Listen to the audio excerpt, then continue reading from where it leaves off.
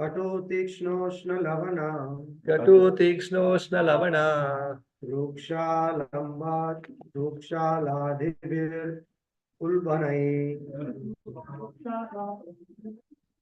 मातृभुक्तैरुपसृष्टा सर्वाङ्गनोत्थितवेदना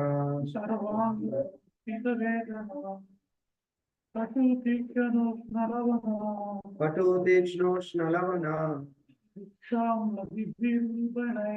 वृक्षाम्लाधिभिर्गुल्बनैः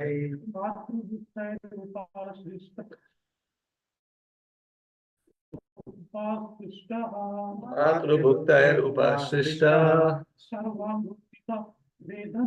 सर्वाङ्गोत्थितवेदना कटु तीक्ष्णोष्ण लवणा वृक्षाम्लाधिभिर्गुल्बनैः मातृभुक्तैरुपसृष्टः सर्वांगो हितवेदना. Okay, so we'll read word to word. Katu, bitter. Tikshna, pungent. Ushna, hot. Lavana, salty. Ruksha, dry. Amla, sour. Adibihi, and so on. Ulbanai, excessive. Matra bhuktai, by foods eaten by the mother. Upasprishtah, affected. Sarva anga, all over the body. Utthita, arisen. Vedanaha, pain. Translation purport by His Holiness Sri Bhaktivedanta Swami Srila Prabhupada ki. Translation. Owing to the mother's eating bitter, pungent foodstuffs or food which is too salty or too sour, the body of the child incessantly suffers pains which are almost intolerable. Please repeat. Owing to the mother's eating bitter, pungent foodstuffs or food which is too salty or too sour, the body of the child incessantly suffers pain which are most intolerable. Purport. All the description of the child's bodily situation in the womb of the mother are beyond our conception. It is very difficult to remain in such a position, but still the child has to remain because his consciousness is not very well developed. The child can't tolerate it. Otherwise, he would die. That is the benediction of Maya, who endows the suffering body with the qualifications for tolerating such terrible tortures. Om Jnanatimiratasya Jnananjanashalakaya Chakshurumilitamena Tasmai Shri Gurave Namaha Shri Chaitanya Manobhishtham Sthapitam Yena Bhutale Swayam Rupa Kadamahyam Dadati Swapadantikam Vandeham Shri Guru Shri Utapatakamanam Shri Gurum Vaishnavamscha Nirupam Sagrajatam Sahavana Raghunatham Vitam Tam Sajivam Sadvaitam Savadutam Parijana Sahitam Shri Krishna Chaitanya Devam Shri Radha Krishna Pada Sahavana Lalita Shri Vishakamitamscha He Krishna Karuna Sindhu Dinabandhu Jagatpate Gopesha Gopika Kanta Namostate Tapta Kanchana Gaurangi Shri Radhe Vrindavaneshwari Vrishabhanusute Devi Pranamami Haripriye Vancha kalpatarubhishya kripa sindhubhya eva cha patitanam pavanebhyo vaishnavebhyo namo namaha. Jai Shri Krishna Chaitanya Prabhu Nityananda Shri Advaita Gadadhara Shri Vasadi Gaura Bhakta Vrinda. Hare Krishna Krishna Krishna Hare Hare Hare Rama Rama Rama Hare Hare. Mukam karoti vachalam pangum lagete girimet kripatamam vande Shri Gurum Dinataranam Paramanandamatam Shri Chaitanyamishwaram. Om Tat Sat.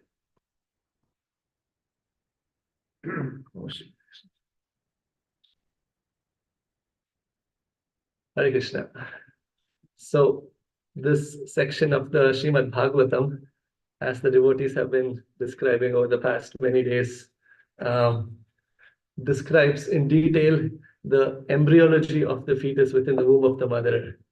So, Yugal Kishore Prabhu gave such a wonderful, powerful class yesterday to cut the illusion, the knot of our illusionary existence in this world. And it's very um, timely for me because in the next week or 10 days, I'm expecting a child. So my second child. So my wife is in the same situation. And just reading this, hearing about it gives a reality check. And one small, before we get into the verse itself, revelation or realization that I've had recently was that a few weeks when we just got to know that my wife had conceived, my spiritual master was at home. We took his blessings and he gave certain general instructions. And then when my wife was about 5 months pregnant, we had the good fortune to meet His Holiness Gopal Krishna Goswami Maharaj, who had come to Detroit. He'd come here. And we, of course, approached him and asked for blessings to bestow benediction and of some devotion to us and the child. And he gave one instruction. And the one instruction he gave was to read this specific chapter of the Srimad Bhagavatam. And he said, read this conversation of embryology, Kapila Dev's instructions to his mother Devhuti. And the way Maya works, right? We took blessings and we forgot about it. And now, actually, as I was meditating on this, it's described that when Suta Goswami is there having the conversation with the sages of Naimisharanya, it's described that he's first thanking them for their wonderful questions that they're asking. He's saying, Munayo sadhu pushtoham bhavadvir lokamangalam. Yakrita Krishna samprashno yenatma suprasidati. So any question, any answer, any dialogue, any conversation which deals with Krishna consciousness, Krishna is lokamangalam. It is all auspicious for the entire three worlds. However, amongst the three worlds, it's described that Vasudeva Kata Prashnaha. These questions about Vasudeva. Pumsaha Trini. So there are three kinds of people who get most benefited in this conversation. Pumsaha Trini Punatihi. So they get purified. Who is that? The most benediction or the mercy is given to the speaker because he is performing the limb of both Shravanam and Kirtanam. He is both hearing the message and is also speaking. So that is Vaktaha, the person who is speaking. Then is the person who is asking that question. Prichatam. So one who's asking the question. Because the person who is asking the question, and there is a third person which is Shrotam, person who's hearing. So here the Sukadev Goswami, there is Parikshit Maharaj asking questions and 60,000 sages of Naimisharanya. So the person, and Rasika Prabhu was describing this to me. He came to my house a few months back, and when a sadhu comes, he speaks only Krishna Katha. So he was describing this, and he said, and I asked Prabhu, what's the difference between a person hearing and a person who has asked the question and is hearing? It seems like both are shrotras or both are hearing. But he said, when the person asks the question and when the devotee answers, or the great devotee, when he answers, along with the instruction that he has given, he also wraps that instruction with the mercy by which we can follow that instruction. So he said, even if you know the answer, ask a question to a pure devotee or a great devotee, or a devotee who is speaking. Like, for example, yesterday Rompad Maharaj was here and there were some questions asked. How, Maharaj, do I get rid of envy? And sometimes we have heard this before, or we know the answers. How can I get rid of lust? How can I become more serious in Krishna consciousness? So he said, when somebody asks that question, the speaker gives, and especially a pure devotee, he gives the and facilitates the way in which we can purify ourselves. I know the answers for so many things, but I don't have the strength, the shamata to follow through and actually manifest it. So I heard it from Rasika Prabhu and I said, okay, very interesting, very nice. So the person who is asking not only gets the benefit of hearing, but he also gets the mercy by which he can follow that instruction. And when Shyam Kishore Prabhu asked me to give this class, I was thinking, Maharaj gave me the instruction or gave my wife and I the instruction, but caught up with so many things, so many so-called things in this world, we forgot about it. And now, since I have to speak a few words about this, now we both sat down and we both had an opportunity to read this chapter. And I thought, this is only a few days away from, and Maharaj had somehow made this instrumental in speaking this. So again, this is most beneficial for me itself. And so in that instructive mode, I'll speak a couple words about this very beautiful topic. So here it's described, right? The hellish planets, of how the living entities suffer intolerably in the hellish planets. And after that suffering, they come back to this Astri planet, where they enter into the womb of another mother. And the situation of the child in the womb,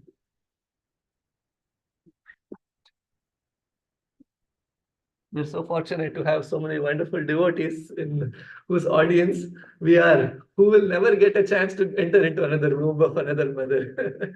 So actually thinking about this, the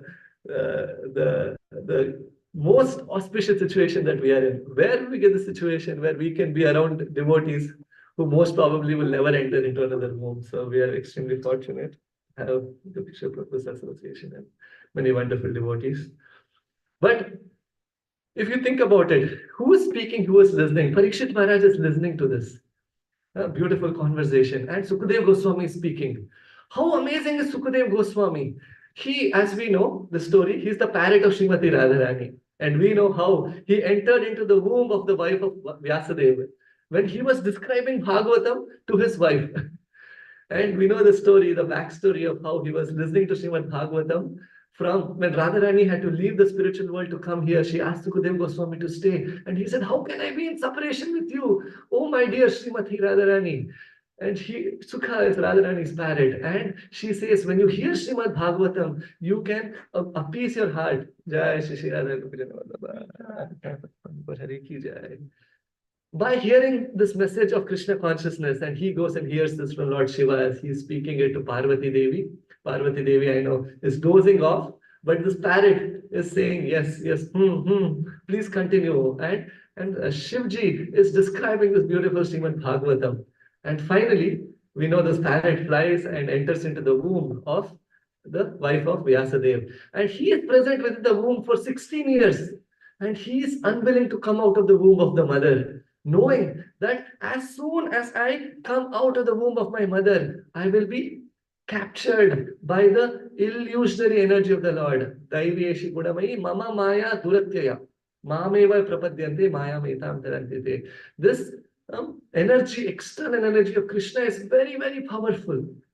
And finally, we know how he said, unless I can have the darshan of Sri Krishna, and we know that Vyasadeva had to go to Dwaraka, bring Krishna to give assurance that don't worry, you will not be captured by my external energy. But still when he comes out, yam pravrajantam anupetyam apetya krityam dvaipayano viraha katara ajuhava putreti tanmayataya. Putra, putra, putra. He is crying out and he's walking away, coming out of the womb of the mother, even without any ritual, those samskaras that are supposedly to be performed. Transcendental, within the womb of the mother. This is Sukadeva Goswami. And as Parikshit Maharaj is listening to this, what will be the mood of Parikshit Maharaj? He would be thinking when he was in the womb, not only, as we were hearing from Prabhuji yesterday, bitten by the worms and externally being so tormented by the mother, in this case, eating pungent food, eating very salty food, eating very spicy food. And this is sometimes a little bit of a contradiction. They say that the mother should be given anything that she desires and that will satisfy the child. And sometimes my wife might desire something which is a little spicy, a little pungent, a little sour. So do we do this? Because then the child has to be happy inside. At the same time, the child is being tormented inside because of the intolerable pain. So it is a little irony, but we do the best to balance this. And as Parikshit Maharaj is in the womb of the mother, he is also feeling the heat of Brahmastra, of Ashwatthama. And he will be thinking when he's in the womb of his mother, he prayed to the Lord. And Krishna personally appeared, as we have read in the first canto of Bhagavatam, the thumb, the size of the thumb. Very beautiful. Naumidhyate Prabhupushe Tadidambaraya. Lightning colored, beautiful dhoti, bluish, blackish, dark cloud-like complexion, beautiful golden earrings, wielding a club, going in circles in the womb, and Parikshit Maharaj is looking at his very dear Lord who is coming to protect him personally. It's described Krishna had reddish eyes. Krishna was very angry with Ashwathama, and he's protecting Parikshit Maharaj. When we think of our birth, there is nothing glorious. We come filled with dirty fluids and we cry. And if we don't cry, that's a problem. The nurse beats us, still we cry. Then the parents think, okay, Baba, he's good. He's come to the real place. He's crying. We come crying, we leave crying. And throughout our life, we try to smile, but we only cry. That is our situation. Parikshit Maharaj, when he comes, he sees Krishna. When his birth is described, Krishna is described more than his birth. Paritaha ikshanam iti parikshita. Paritaha ikshanam. He is examining everything as soon as he comes out. Is this Krishna? Is this that person whom I had darshan? My dear Lord, who came in the womb and protected me? He's examining everything, looking for Krishna. That is Parikshita. And throughout his life is filled with Krishna consciousness. He would travel to so many places and he would only hear about Krishna. Everybody would just glorify Krishna. We know the Pandavas had disappeared, Krishna had disappeared. And everywhere he goes, he would just hear, oh, that Krishna who was Parthasarathi, Saratya Pashada, Sevana Sakya Dautya, Veera Sananugamana Stavana Pramanam, Snigdeshu Pandushu. This Krishna was so dear to your grandparents, to your own relatives. Jagat Pranatimja Vishnu, that Supreme Lord Vishnu, the source of Vishnu, that Krishna. Bhaktim Karoti Nripatasta Charanara Vinde. In the heart of Parikshit Maharaj, he would be filled with so much love for Krishna. And even in Vrindavan by Kusum Sarovar, he had gone just recently with the Dwarikavasis, with the queens of Dwarika, who were in full separation from Krishna. They were staying with Brajranab in Mathura. And they want to hear more about Krishna. They go to Vrindavan. And there, Uddhava, who was a blade of grass, as we know the description was, Uddhava manifests. And he speaks Bhagavad Katha for 30 days.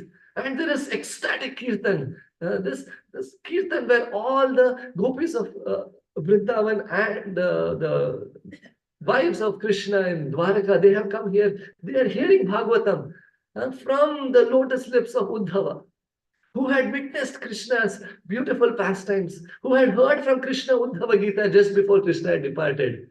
And Rajana was also present. But Parikshit Maharaj wanted to hear Srimad Bhagavatam, but he could not hear because he had to go and make sure that Kali's Prabhava doesn't enter into Vrindavan Dham. Very beautiful class that Shamananda Krishna Prabhu had recently given. And so he was waiting to hear about Bhagavad Katha and he had to chastise Kali. And now Krishna makes this arrangement where he is departing from this world. And whether he is born in the womb of Mother Uttara or whether he's departing, it's only Bhagavatam, it is only Krishna that is being described. So that is their glories. But this is our glories, that when we are born, there is only talk about how we are entering into this miserable material world. And sometimes we think this is very happy world. We want to make it Sukhalayam.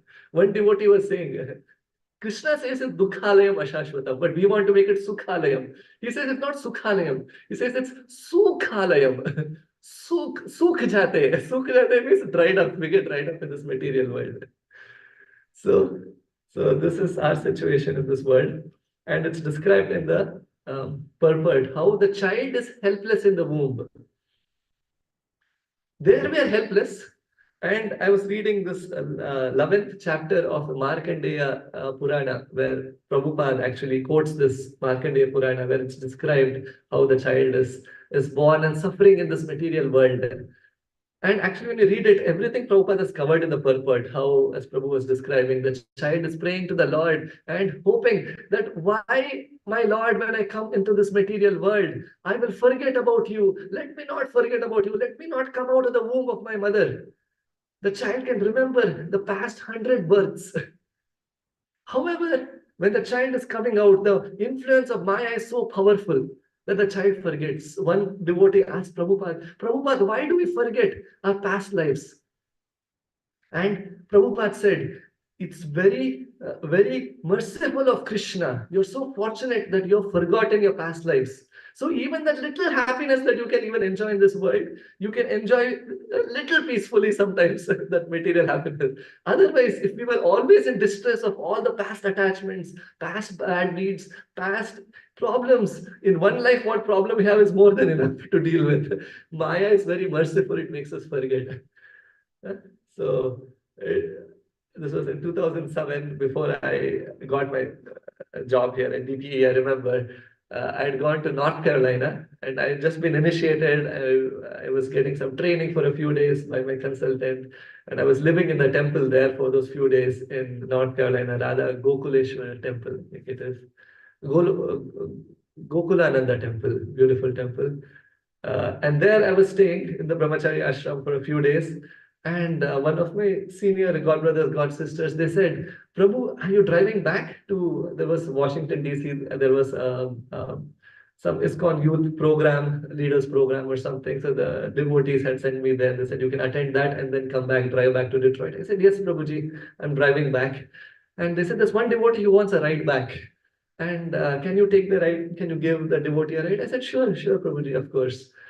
And then the next day, morning, just before Mangalarti, the devotee came and she said, oh, by the way, this is this Mataji. She was 21-year-old girl. And I said, oh, Krishna, I didn't expect this and I'm driving alone. Then I told Krishna, what is this? Is it a test? And I remember I chanted 64 rounds that morning.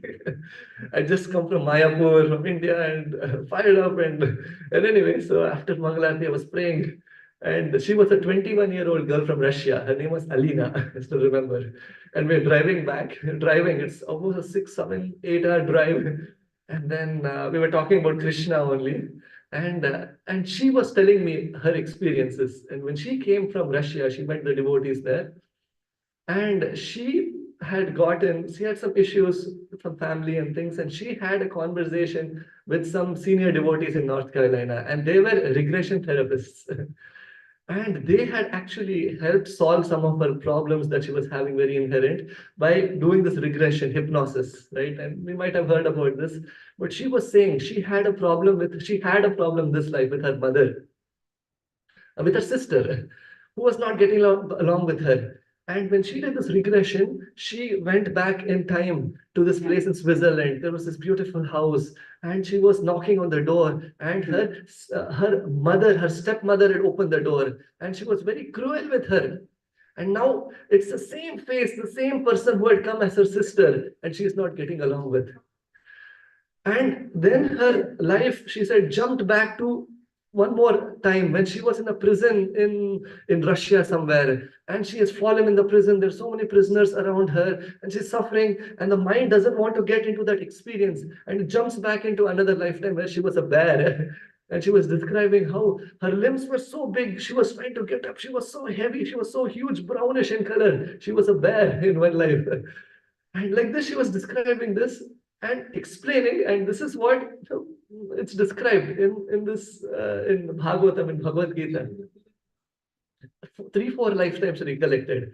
And that issue that she had, why she was having that issue was with her sister. Her sister has an issue this time because in her past lifetime, she was not behaving well with her stepmother and didn't accept her. There was some inherent issue that she was having. But she recollected many lifetimes, she said. Those lifetimes where she suffered so much, the mind would just jump back into another lifetime. Huh? This is real hypnosis that this devotee couple, Prabhupada disciples, they were performing.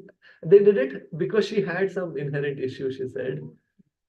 Through hypnosis, through regression, and then when they would tell her, step into the door, open the door, get into that light, right? And then that light, she would enter in, and then she would start narrating everything that she's seeing there. and they record everything, and then she hears it after that. And then I asked, so Mataji, what do you think? Like after this, did it help you? She said it gave me some understanding of why I'm having these issues, but it made me very, like, now she remembers all of that. And so it's not a good place to be in, because she said what Prabhupada says, and I kind of explained to her what I read about. Prabhupada says Maya is very merciful, it makes us forget all of this. And she said, yes, if you have an opportunity, never get into this, because then I have to live my whole life thinking about those experiences that these people had had in my life, in my past lives. And so Bhagavatam says that just like twigs, leaves, and branches come together by the force of the current of the river together, and by the same force of current, they go in different directions. People come in life, in this life, in different ways. My daughter, who is now going to come in a few weeks, I don't know what relationship I've had with her before. Something that maybe she has served me, and now I have to serve her for the next many months. So these exchanges are always there. So in that case, it was real, Prabhu. Yes, she said. So anyway, so No matter what, we can't hurt everybody. We don't have a bad experience with anyone. So otherwise, they will take another word to come back. Yes, yes, true. So Amrita, right? Amrita is nectar, right? Mrita is death. So with every death, there's next birth. So how do we get to a point of getting Amrita, which is deathlessness, birthlessness in this next life? So it's described that Vaktum Samartham Api Na Vakti Kaschid.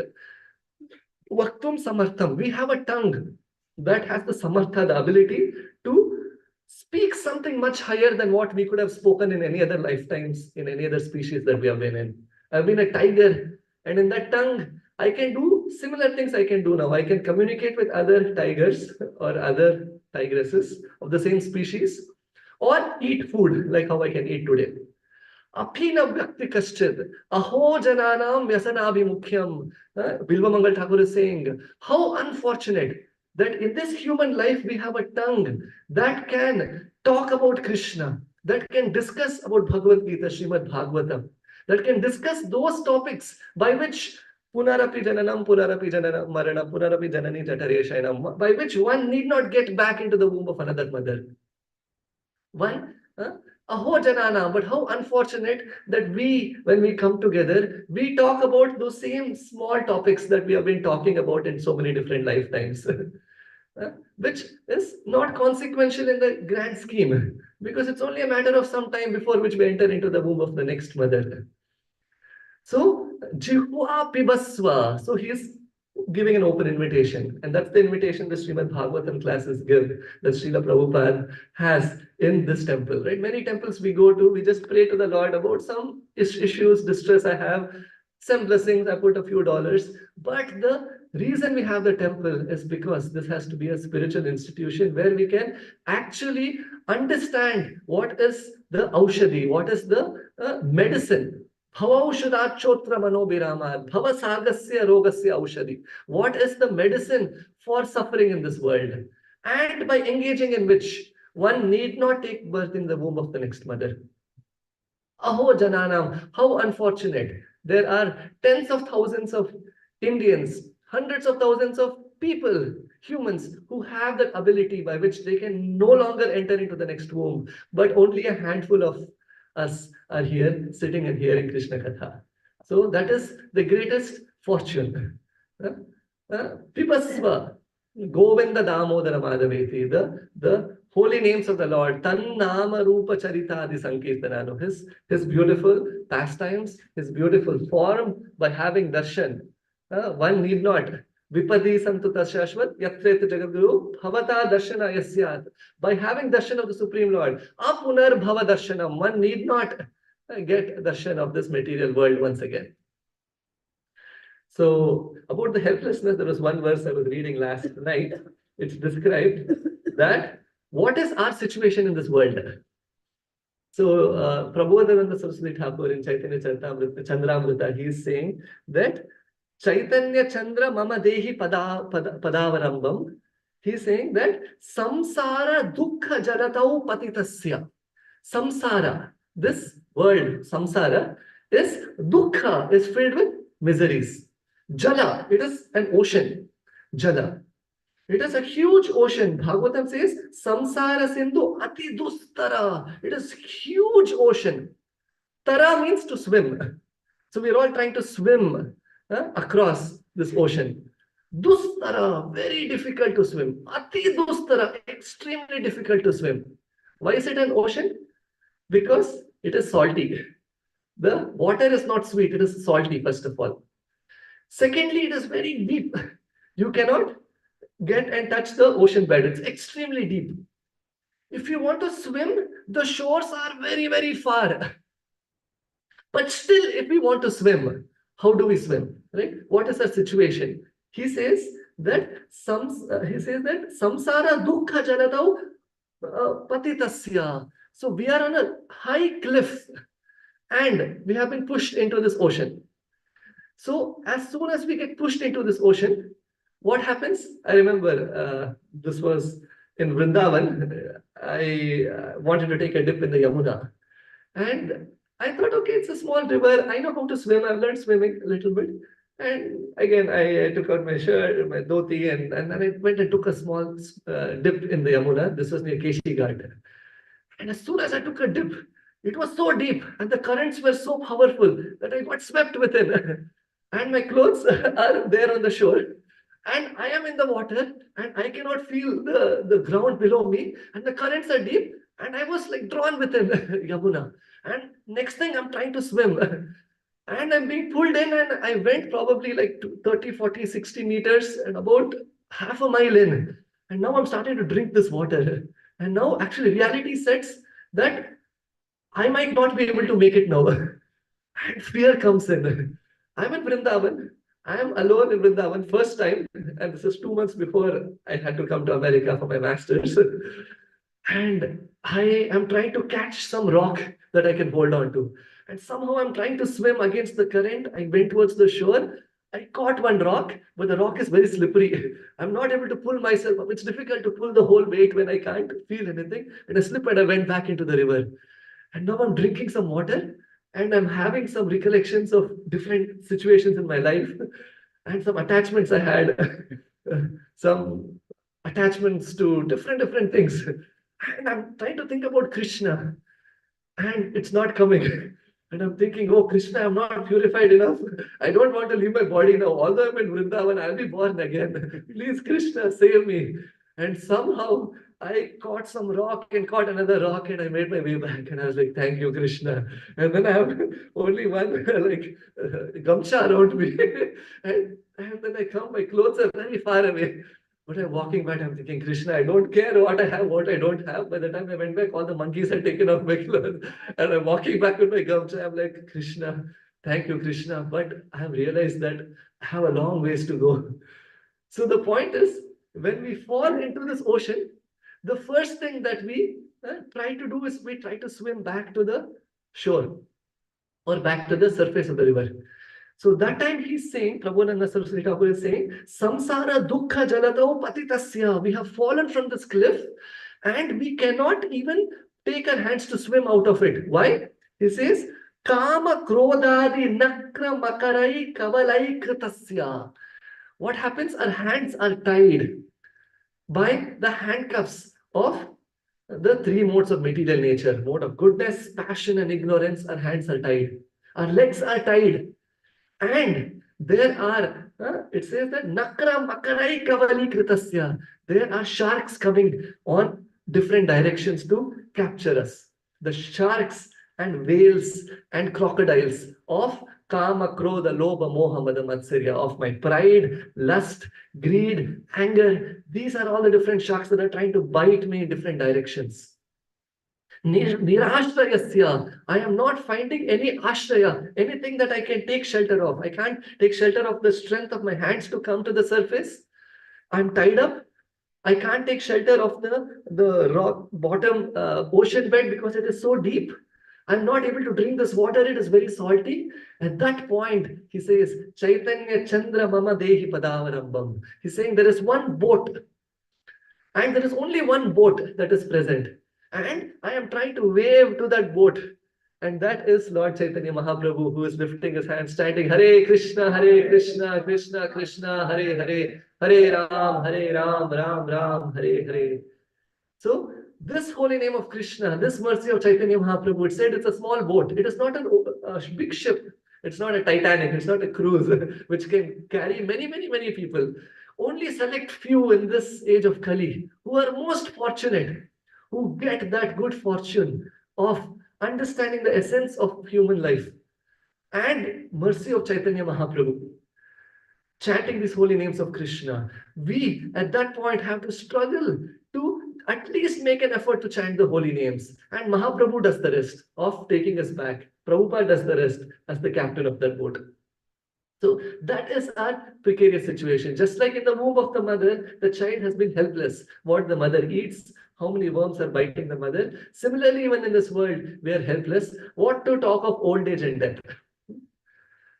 So sometimes we might think that, what about the heavenly planets? The heavenly planets might have a different level of pleasure. Why go to the spiritual world? Why give up those things in this world which are so-called pleasurable? We have done it all. We have seen it all. It's described. There is a verse which says that Abdhau vidhau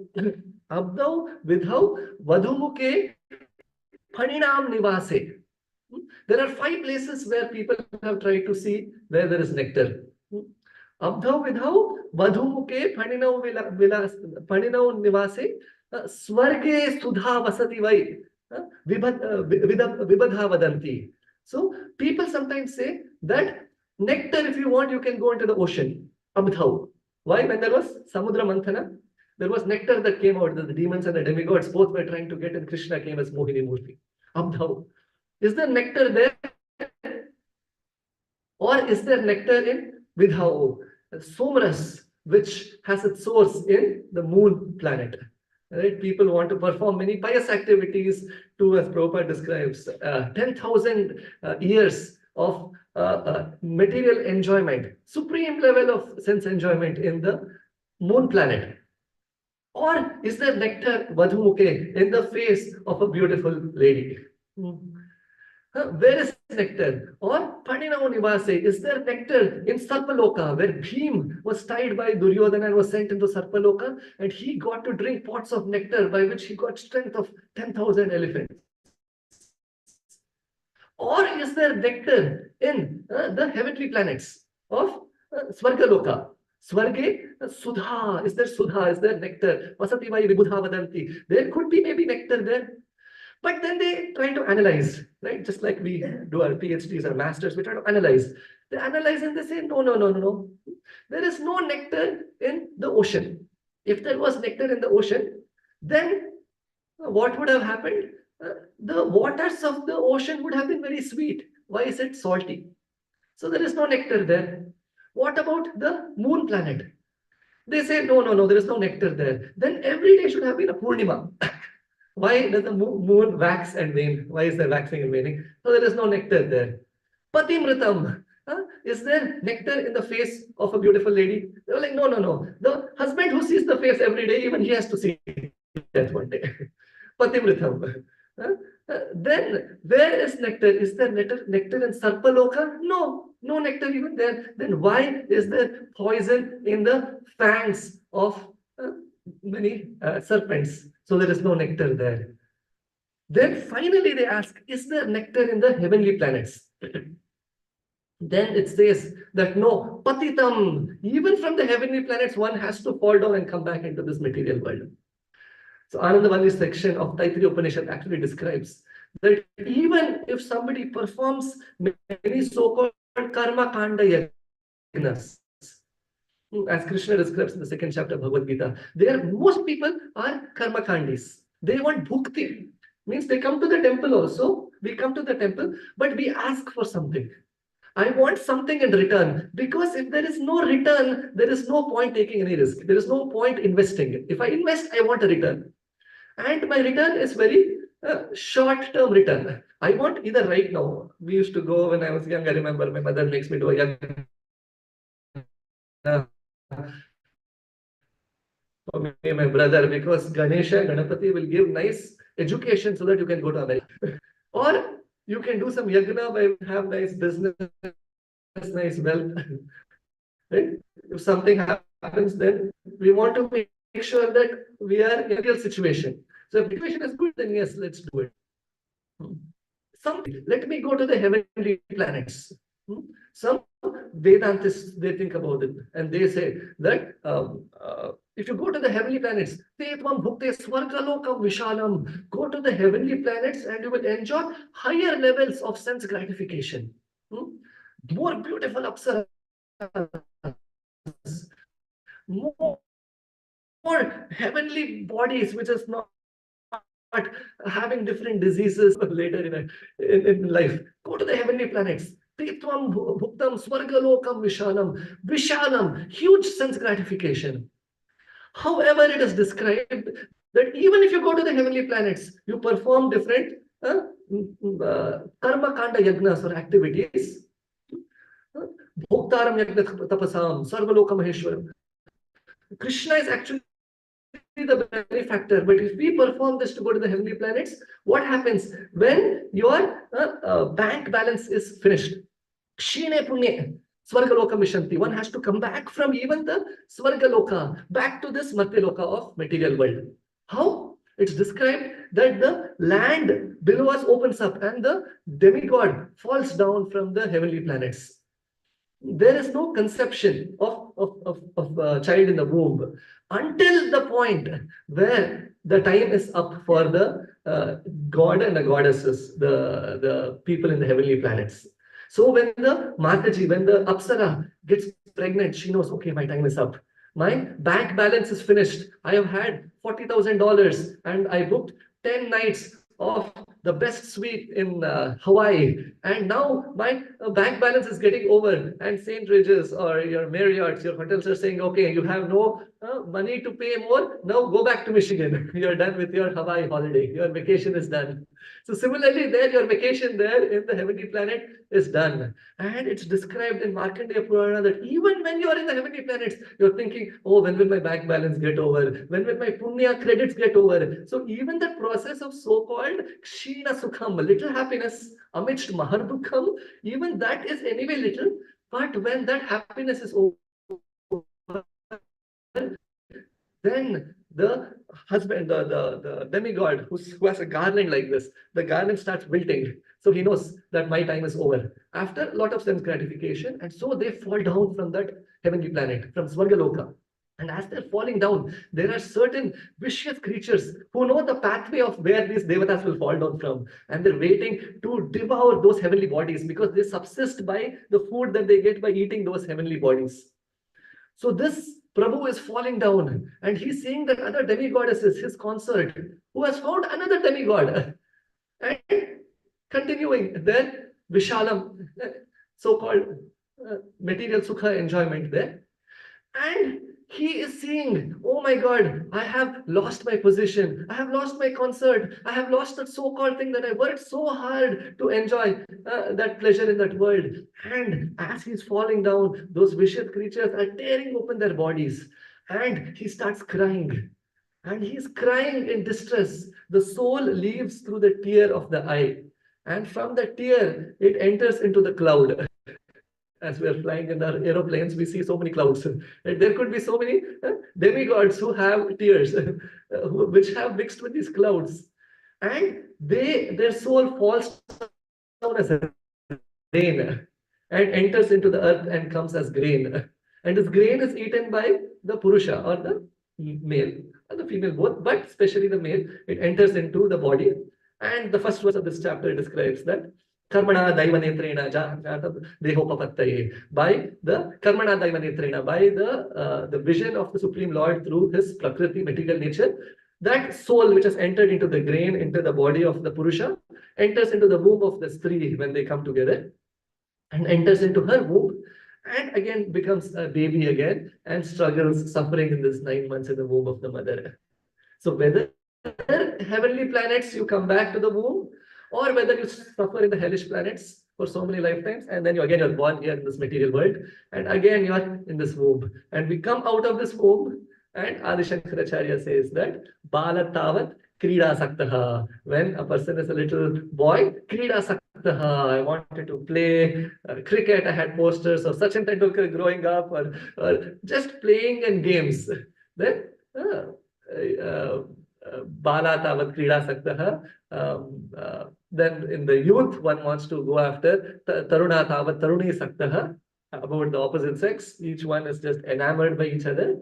And then Vridha Tavat Chinta Magnaha, what all wrong things I did, by which I'm again struggling in this world, or Chinta about my children, their children, their children. It never ends. I still remember something about my daughter that my grandmother is still worried about. She's in her 90s. So, Chinta Magnaha, Parabrahmana Koina Saktaha. No one is interested in focusing on the Supreme Lord.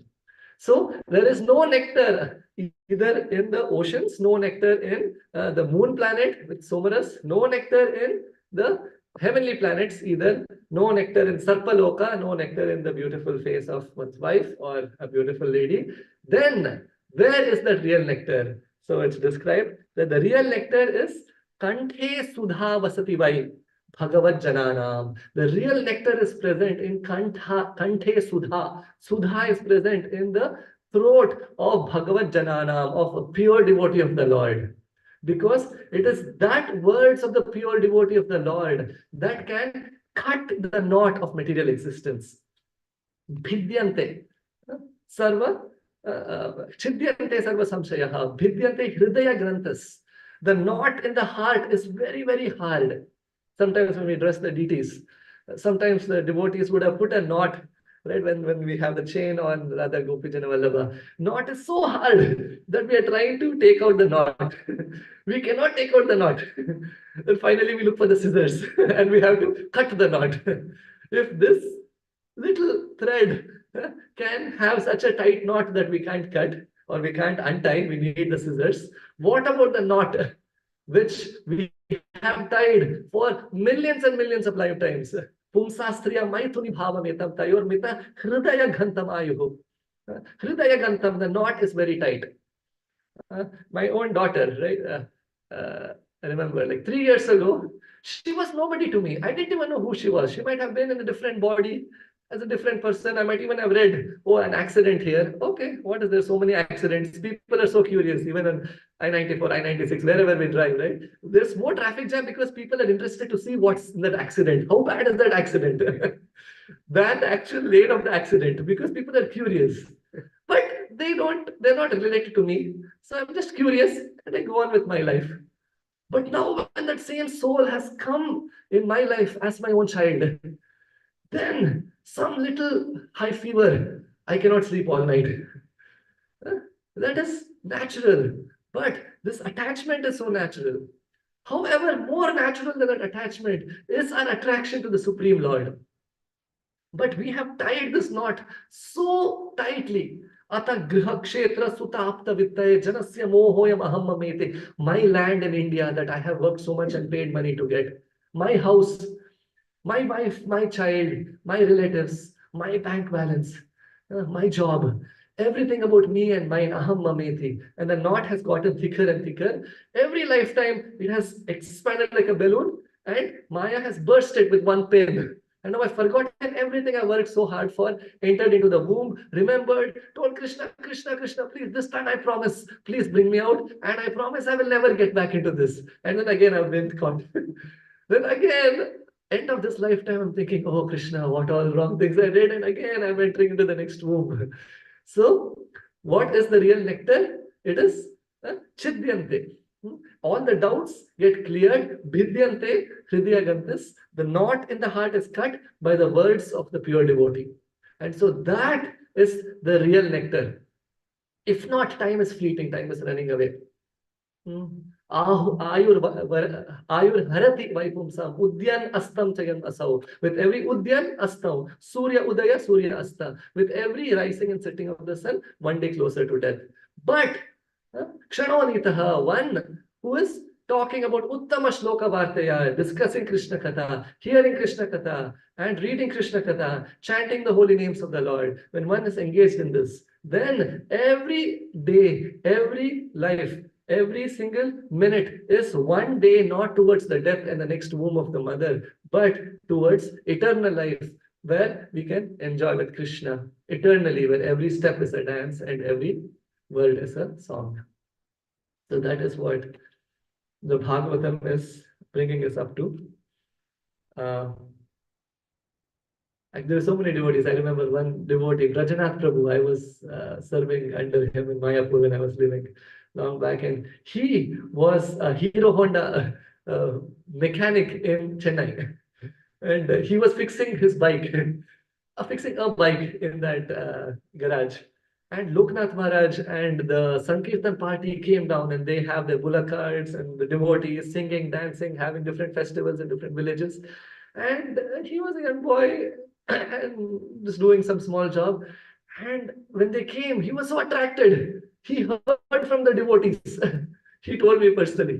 And in the middle of fixing the bike, he left the bike and he joined the Sankirtan party. Many months passed. And his friends and relatives are looking for him. The bike is still unfinished. He is already with the devotees. Then he came back and he said, no, I'm enjoying this lifetime with Krishna so much. And then he just lived with the devotees. And he would take my parents, we all went to Mayapur, and he would take us to Ekachakra Dham, to Godrumadvip, to different holy places there. And of course, he married one Mataji, South African Mataji, and, wonderful, so simple at heart. The temple used to provide them a little place to stay in the Grihastha. They would live there. They would get Mahaprasad. And he literally had no bank balance, nothing. The devotees, they would give some donations when he would take them around, whatever little bare necessities and needed, and it would depend on Krishna fully. And I would be sitting one day, I remember I was sitting with him and we were having Mahaprasad from Radha Madhav. And he was saying, like, a few days back, somebody gave him a big donation. And there was this beautiful deities of Jagannath, Baldev, Subhadra, Maharani in Rajapur. And they had just installed the deities that made a beautiful temple, and they were raising funds for every day of the year to offer Chapan Bhoga to the deities. They needed certain funds. $40,000 or 60,000 rupees or something like that. And whatever he got, he just gave it. I said, Prabhuji, you can keep it as savings. No, Prabhuji. He said, Krishna will provide if you want. Why do you worry? He had no kids, of course, but still, the surrender, when I saw that, I'm like, wow, that's so amazing. And then the next day, when I was having prashadam with him, I remember we had gone for the parikrama with some devotees. This are small groups of devotees who would come, keep visiting the dham. And he came back, it was very late. I, of course, had pocket money from my parents. My parents would give 5,000 rupees every month. So then I would go to Govinda's, have prasadam. And he came back, it was too late. The prasadam was over. The prasadam in Surab kitchen, they would serve out. And so he was walking in the temple around the deities, just chanting. And the pujari came out and he had finished putting the deities to rest. And that day, the Mahaprasad, generally the sponsor of the Mahaprasad, gets the whole plate of this amazing Mahaprasad, which has the best delicacies of all the prasadam offered directly to Radha Madhav. Here it's very easy in America. We'll get Mahaprasad freely if we go upstairs now after the class. But in India, you have to somehow hook or crook, either steal or you give a good donation and then you get Mahaprasad. That sponsor had not showed up. So this pujari came out with this big plate, sponsor is not there, and this Prabhu was there. He said, Prabhu, do you want Mahaprasad, an extra plate? It's a huge plate, it's like almost 10 plates put together. He couldn't finish, he came and Mataji came and I was there, he called me and he said, look, I was so hungry today, Radha Madhav personally provided. So like this, every day is a miracle. When the Prabhupada disciples would describe, when they would be with Prabhupada, every day would be a miracle. They would see Krishna's hand, not indirectly, but directly in their lifetimes. So when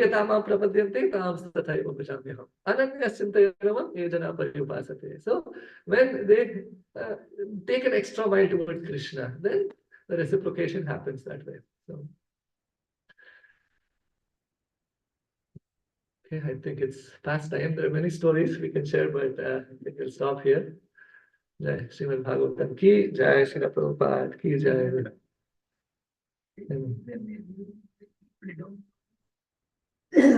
With desire, they want to enter, but for that, they should forgive. 19% is not that is, unless they read all. It takes lifetime action. Why is like that? You know the answer better than me, Prabhuji. I can tell only one sentence. My Guru Maharaj says that if they don't know it, it's your fault. They don't know about Chaitanya Mahaprabhu, it's your fault. They don't know this, it is your fault. That you are not going out and you are not preaching to them more, he would tell the disciples, Maharaj. But even yesterday in the class, Rompal Maharaj was saying back then in New York, there would be so many devotees who would go out on the streets. They would sing and dance and chant, and people would hear and people would come. But in even Indra Prabhu's class, that Krishna Gopika Kanda Prabhu was sharing the other day, he said, "What happened to the Sankirtan movement? We don't see any Sankirtan out in the streets. There would be 160 devotees in New York. 158 would be out in the streets chanting and dancing 14 hours a day, 12 hours a day. This is our legacy. This is what made the Hare Krishna movement a household name." So again, Prabhuji, you know better, Prabhuji. Maya covers the devotees. The devotee covers the people. That's how what's and then sad. I think you are not interested. You don't know. You want to enjoy, seriously. So the day you are ready, Paramatma immediately. Krishna will have you go and change it, another process in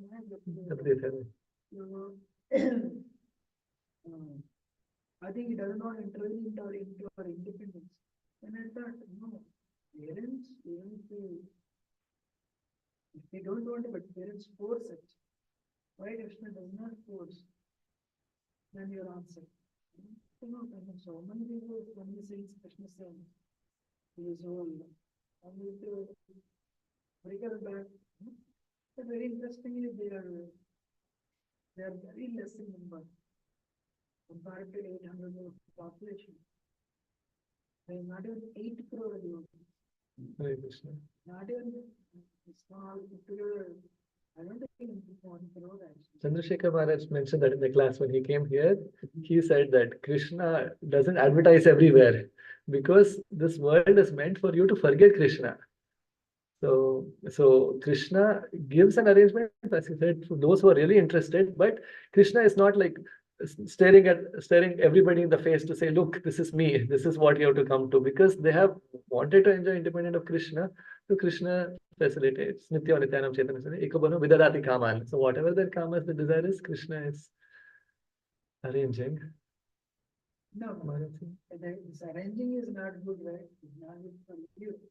So mother will not give whatever is mother will give a medicine. Mother will not give a if you have diabetes, doctor will never give you sweets. But whatever is common. Thinking is fast. One point is this point is said. Is a very important point. It's always listen to make it permission. You know what's better? So I am thinking of 2 aspects. One is those who are ignorant, those apparently know, I'm talking about nothing. Having known this, but still not being serious is, I think the other day, many get into always not saying this, but like then that's still bad. Somebody who's ignorant, that's argument. At least having known how serious we should be, like Prabhu Rajnath Prabhu is talking about, it's unimaginable kind of surrender someone can have.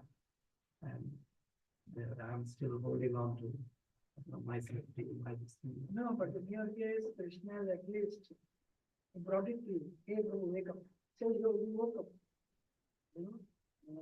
But people don't want to know, Prabhuji. They will rationalize the reasons why they want to do what they want to do. So even if Krishna brings up, you will describe during that, does God exist, right? There is Krishna's footprint and fingerprint in everything around us. But if people want to rationalize, Krishna will make them. Krishna doesn't want to. But Another example, very one thing, but something still that does that. Mother, she doesn't want it because, hey, it's not good for you. But he walks out and eats in the street, like that's sweet. He knows it's bad for him. That independence he has, like similar way we can take. Like here, Krishna is merciful. He's knocking our door every day, somewhere or other. And same example, you go out and try to give Krishna so many people. Like people take books and then talk. Here are the books, and like they spit on you, and like so many things happen. Again. I remember I was playing cricket when I was very young with my brother and some friends, and my brother used a bad word, and he learned from it. We were very young, and my mother called her, and then he said, even Nakul, my neighbor, even he used this bad word. So even I used this word. So she said, okay, you want to use this word, come. And she put him in my mother put him in the bathroom, closed the door, and he's shouting for 10 minutes. She let him shout like that. So for there, it's 10 minutes. For this, even Krishna's one flash is so many billions of lifetimes. Maybe we are all going through that. Somebody can learn and doesn't say Learn that. and doesn't say. Walks out and still says that. Again, Then I thought, Krishna's creation is what that Krishna endeavors is sitting right in Paramatma's in the heart of Paramatma. The day you're there, actually keeps on speaking. Paramatma keeps on speaking, but we don't hear. Yeah? So we don't hear the day you are ready, Krishna said. But actually, Krishna, I heard, every Sunday that touches you is an indication that Krishna is unlimited in that. Everything, actually, Krishna makes so much endeavor. Now he wants to bring you back to Krishna consciousness. But we are obstinate, we don't. So much another point I like this. If you are closing the door, unfortunately, the other people. But even Krishna does not intervene. But at the same time, he tries, sincerely tries.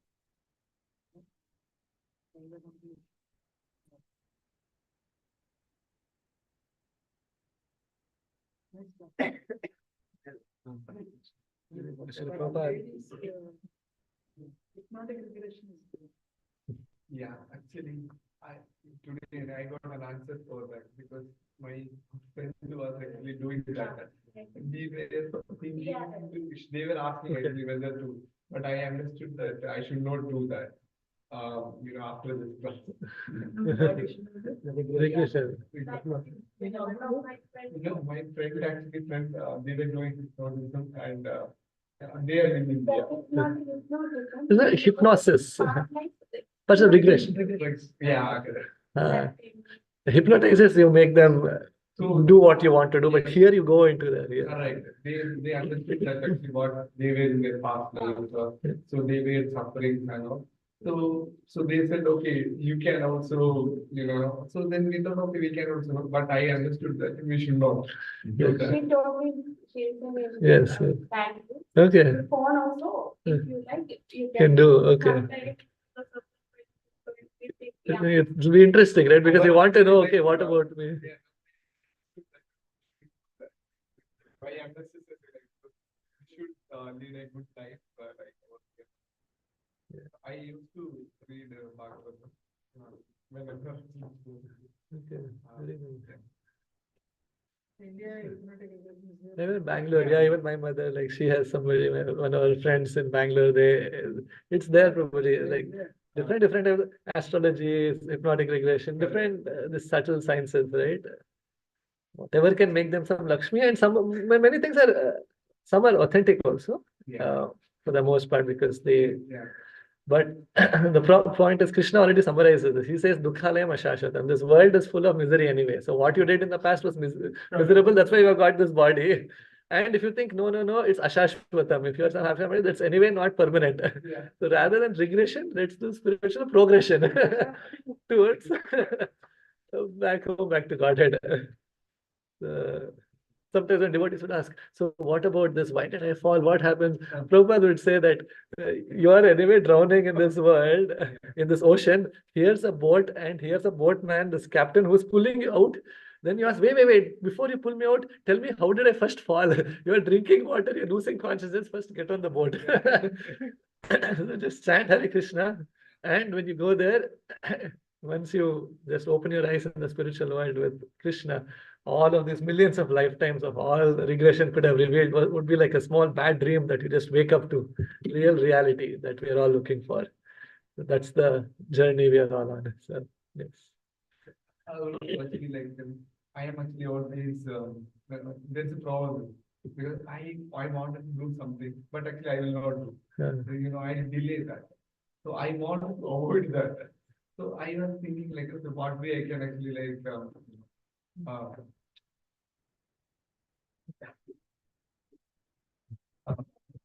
do the things actually immediately or actually Not procrastinate, yeah. Is there actually way in or actually a suggestion given by How no, how to actually I overcome that? overcome procrastination and not delaying what we are doing. Yeah. Prabhuji, any thoughts? Huh? I have the same problem. I was thinking the same thing. No, one thing I've heard, Vivek Mendra Prabhu, he basically describes that the most successful people in this world, right, are the ones who don't delay 1 second. Like we know Patanjali, right? We all know Patanjali. Who is the face behind Patanjali? Ramdev Baba, right? But he is not the person who was built. He's only the face behind Patanjali. The one who has actually built it is Acharya Balakrishnan or something.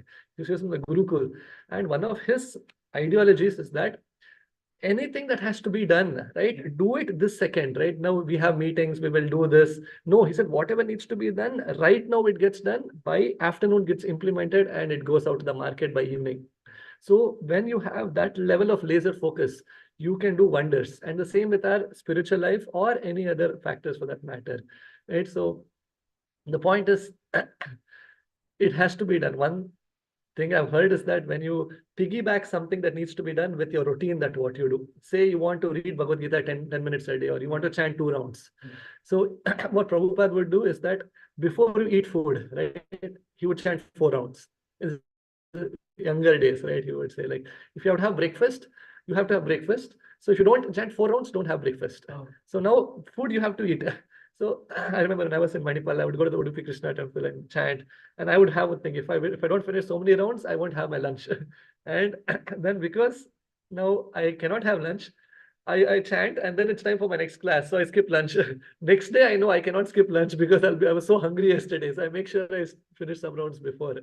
So if you piggyback something, like a mundane technique, but a technique that helps nevertheless, right? Where if you have to eat, do something before you eat. So if you chant 2 rounds before breakfast, before lunch, before dinner, then you know, okay, my 6 rounds if you have for the day, or if you want to read something or you want to implement something, that night you think about what are actionable things you can implement and you implement. So piggybacking things, I heard, is a practical way. Yeah. Uh, I think that's I'll try that. See if that helps. Unless, I know, if you have any other suggestions. Prabhuji is always on time. He is always there for Mangalarti before 4 o'clock every day. So maybe without delay. Yeah, actually, 2 things I really took away actually really touched my heart. So that's thing you told about Yamuna, how you're going Yamuna. I was thinking that oh Krishna, do I need such a situation to wake me up? And then you were saying that how we are sitting in the company of many devotees who probably will not take words out of him. So that really touched my heart. That is the value of the association.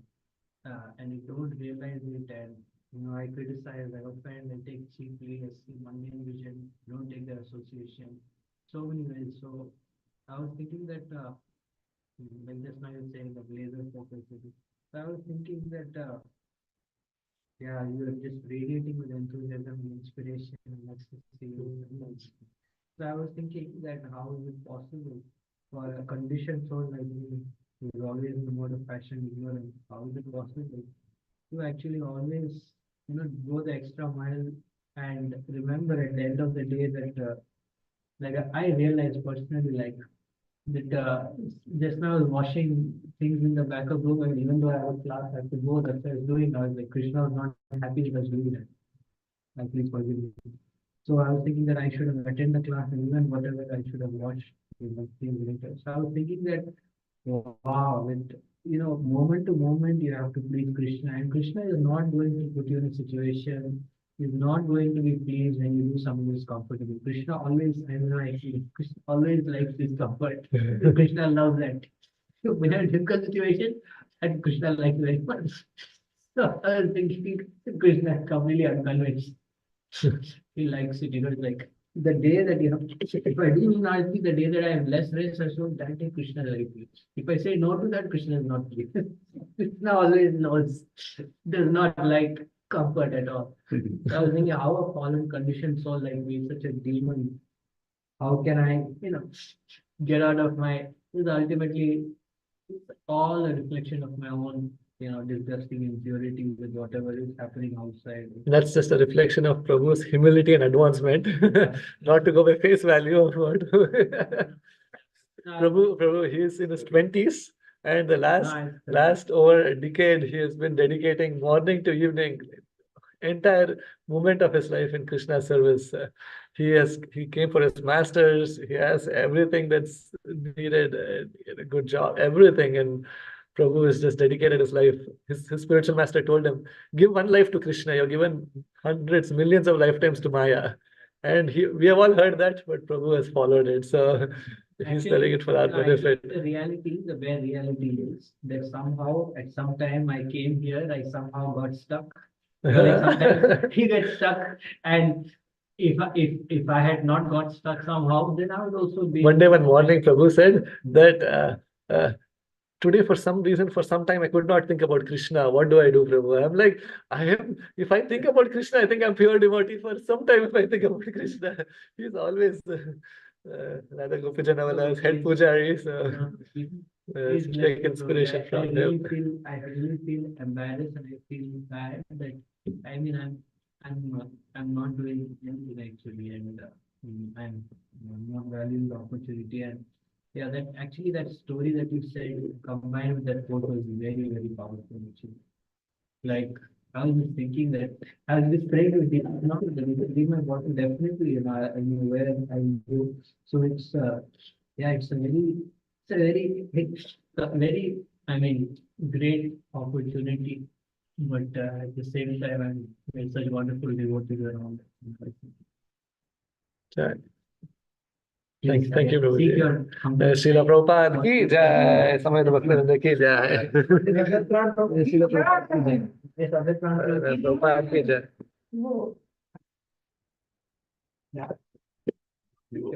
Thank you, devotees. I know you stayed for so long. I don't know how much you could hear of Shyam Kishore Prabhu, but he is connecting. Hare Krishna. Thank you, Prabhu. Krishna, thank you so much for sharing the pranam. Vegetarian class. vegetarians.